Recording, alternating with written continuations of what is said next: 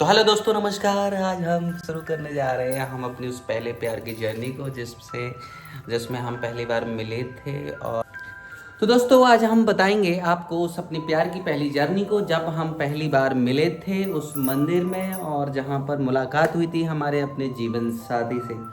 तो देखो, सबसे पहली बार जब मैं एंटर हुआ था उस मंदिर में, तो फिलहाल कहते नहीं, जब फर्स्ट टाइम मिलते हैं किसी से तो धड़कने तो तेज होती ही हैं। और लगभग मेरी तेज तेज धड़कने थी, लेकिन इसका तो पूरा शरीर ही वाइब्रेट हो रहा था। तो कैसा लगा था तुम्हें पहली बार? बताओ। ये देखो, ऐसे होता बुढ़े लोग जैसे, ये भूतनी जैसे इन्होंने शक्ल बना रखी है, देख रहे हो आप? हाँ, तो बताओ कैसा लगा था मैडम आपको?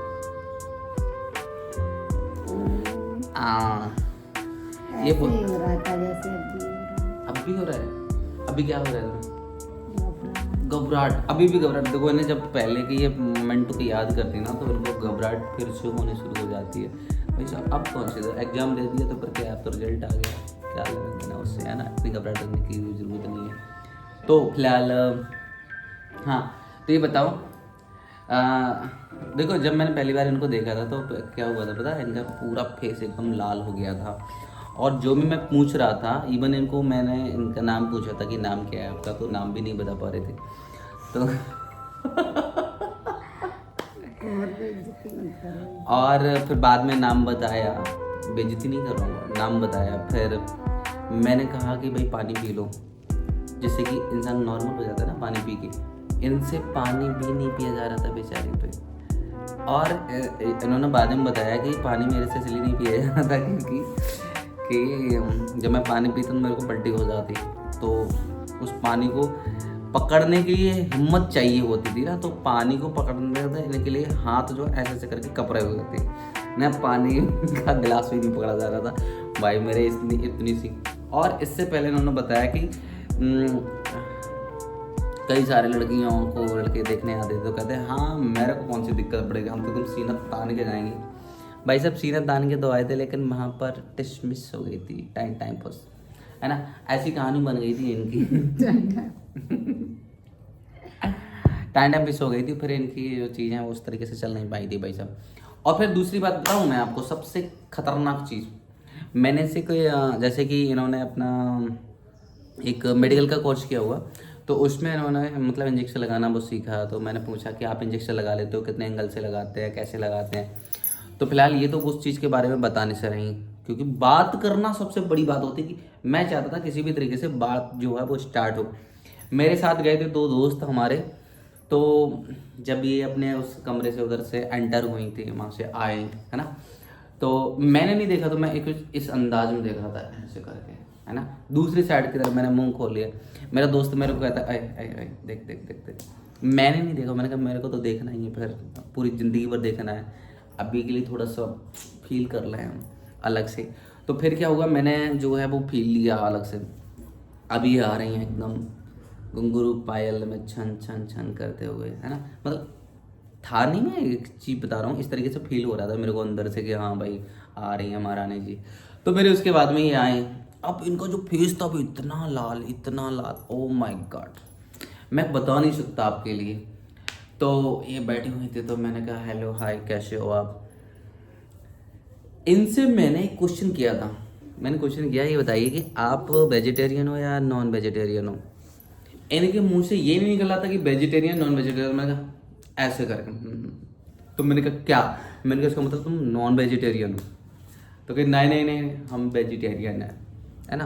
तो मेरे एक दिमाग में एक चीज़ सेट थी कि भाई जो लड़की नॉन वेज खाती है तो फिर मैं उससे शादी नहीं करूँगा, क्योंकि मैं ठहरा बिल्कुल शुद्ध शाकाहारी आदमी। तो मैं इससे बहुत परहेज करता हूँ भाई, कि मैं नॉन वेज नहीं खाता। फिलहाल मुझे इस चीज़ से कोई प्रॉब्लम नहीं होती कि सामने वाला खाता है, लेकिन हाँ, मैं चाहता हूँ कि मेरा लाइफ पार्टनर ऐसा मिले मेरे को जो कि वो बिल्कुल प्योर वेजिटेरियन हो।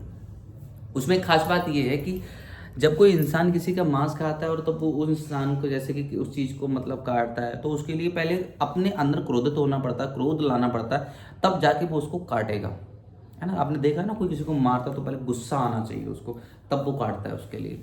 तो मैं नहीं चाहता, क्योंकि उस तरीके वो तामसिक चीज़ें आती हैं हमारे अंदर जो कि गलत हैं एक प्रकार से। हुआ क्या था फिर उसके बाद में भाई बातचीत का हमारा जो सिलसिला था वो शुरू हुआ। मैंने इनसे पूछा एक क्वेश्चन, तो फिर वो क्वेश्चन को उन्होंने बताया नहीं, क्योंकि सीधी सी बात है इनके दिमाग में बस यही था कुछ भी कर लो हम बोलने वाले नहीं हैं। इन्होंने एक चीज़ बोली, मुझे उस टाइम पे याद है कि हम तो बच्चे आप गुरुजी हो। क्योंकि मैं टीचिंग करता था तो उसके दिमाग में ये था कि हाँ मैं पढ़ाता हूँ, तो उन्होंने बताया था कि आप तो गुरुजी हो, हम बच्चे हैं, तो हमें कुछ नहीं आता, आप भी जो कुछ हो वो सब आप। तो वो वाला हिसाब कर दिया कि तेरा तुझको अरपड़ क्या लागे मेरा, मैं कुछ नहीं जानता इसके बारे में। और फिर बात यहाँ पर कहानी खत्म हो गई। फिर मेरे को एक डिसीजन करने में बहुत ज़्यादा मुश्किल हो रही थी कि भाई शादी को मैं आगे के लिए बढ़ाऊँ, पोस्टपोन करूँ, या फिर यहीं पर डन कर दूँ। एक मन कह रहा था कि भाई की शादी को करूँ, एक मन कह रहा था नहीं आगे के लिए पोस्टपोन करो, जिससे कि हमें एक दूसरे को समझने में आसानी होगी। और हम एक दूसरे को समझ रहे थे। बातचीत का सिलसिला तो उसके बाद हमने शुरू कर दिया था, उसके बाद ही शुरू किया था ना, देखने के बाद हमने इस बातचीत का सिलसिला शुरू किया था। तो इसमें मेरा सीधा मकसद ये था कि हम शायद उसके जो फीलिंग्स हैं उसको समझ पाएँ, इमोशंस को समझ पाएँ, उसके क्या लाइक डिसलाइक्स हैं उन चीज़ों को समझ पाएँ। तो यही चीज़ एक टाइम होता है जिसमें हम चीज़ों को आगे के लिए बढ़ाते हैं। लेकिन इसका हुआ जस्ट अपोजिट है ना। कुछ लोग ऐसे होते हैं कि मनहूस टाइप के लोग होते हैं कि उनको ये होता है कि बस शादी हो जाए, शादी का झंझट। देखो उस टाइम के लिए हम शादी तो कर देते हैं, लेकिन एक लंबे टाइम बाद एक लड़की को प्रॉब्लम होती है या फिर लड़के को प्रॉब्लम होती है, उस चीज़ को झेलना बहुत मुश्किल होता है। अगर सही तरीके से वो विचार वो चीज़ें नहीं मिलती हैं तो बहुत प्रॉब्लम हो जाती है। आजकल की आप दुनिया में देख ही रहे हो कि भाई कोई कट्टे में भर के, कोई नीले ड्रम में भर के, कोई टुकड़ों में काट के, कोई टायर्स में अंदर भर के कहाँ कहाँ फेंक रहा है हस्बैंड के लिए, है ना।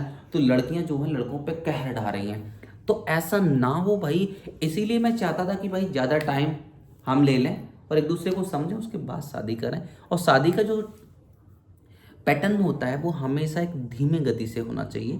ऐसे नहीं एकदम जल्दबाजी में चीज़ें बिगड़ जाती हैं। खासकर जब आपको अपना लाइफ पार्टनर चूज करना हो तब आप ऐसी कहानी गलती कभी भी ना करें। हमेशा टाइम लें, समझें, एक दूसरे को जानें और उस चीज़ को ये भी जानें कि जो आपका पार्टनर है वो मनी ओरिएंटेड है या फिर आपके रिश्तों को लेके ओरिएंटेड है। वो उसका मकसद क्या है, वो चाहता क्या है, वो किस चीज़ को ज़्यादा वैल्यू देता है। क्योंकि हमारे भी कई सारे रिश्ते आए थे, उन रिश्तों को मैंने कुछ इस तरीके से ठुकरा दिया क्योंकि वो जो रिश्ते थे वो मनी ओरिएंटेड रिश्ते थे। वो उन्हें सिर्फ पैसा दिखता था, मनी दिखती थी, वो जायदाद दिखती थी। वो चीज़ें अगर उनको देखती थी और वो उस चीज़ को इंसान को तवज्जो नहीं दे रहे हैं, तो मैं आपसे कहता हूँ कि उन रिश्तों को बिल्कुल आप दरकिनार कर दीजिएगा। बिल्कुल कोई ज़रूरत नहीं है भाई साहब ऐसे रिश्तों को अपनी ज़िंदगी में लाने के लिए। बस आपको प्यारे से मासूम से लोग आपको मिल जाए वही बहुत है।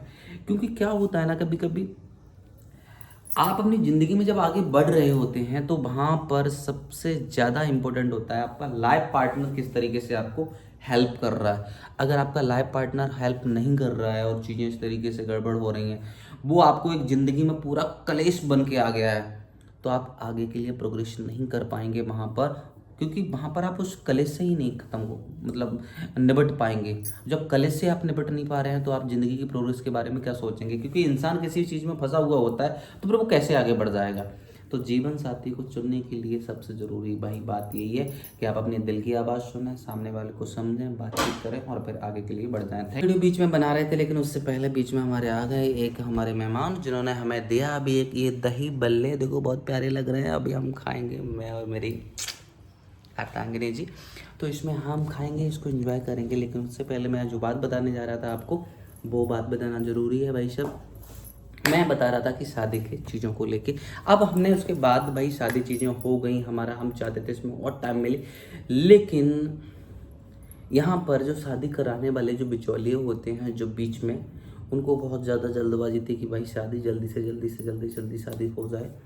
और इसके बीच में कुछ बहुत सारी चीज़ें थे, इशू थे। हमारे जो पिताश्री थे वो भी चाहते थे जल्दी शादी हो जाए, लेकिन वो बीमार चल रहे थे, उस वजह से हम कारणों से शादी उनकी ये इच्छा थी कि इसमें मेरे बेटे की, वो मुझे को बहुत प्यार करते थे, मैं भी उनको बहुत प्यार करता था, लेकिन वो चाहते थे कि मेरे शादी इनके सामने हो, उनके सामने हमारी शादी हो। लेकिन बहुत वो उस भगवान को ये चीज़ मंजूर नहीं थी और वो उससे पहले चल बसे। इस चीज़ का हमें बहुत ज़्यादा दुख हुआ और मेरी वाइफ को भी बहुत ज़्यादा दुख हुआ, क्योंकि इसकी भी उनसे बातचीत हुई थी 1-2 बार, लेकिन देखा था उन्होंने वीडियो कॉल्स पे, बट हाँ आमने सामने नहीं देखा था, एक अलग बात थी। तो फिलहाल इस तरीके से वो चीज़ें हैं, चलती हैं दोस्तों। अगर आप भी इस तरीके के जैसे शादी हुई है और अब उसके बाद में आपकी कोई क्लेश है ज़िंदगी में, तो आप हमारे साथ शेयर करें। हम उस चीज़ के सॉल्यूशन के बारे में आपको बताएंगे कि इस तरीके से आप निपट सकते हैं और प्यार से रह सकते हैं और बहुत खुशहाल ज़िंदगी को जी सकते हैं। तो इतना प्यार से वीडियो को देखने के लिए यहाँ तक आपका धन्यवाद। Thank you so much. जय हिंद। Thank you so much. मिलते हैं आपको अगली वीडियो में, तब तक के लिए थैंक यू, बाय बाय।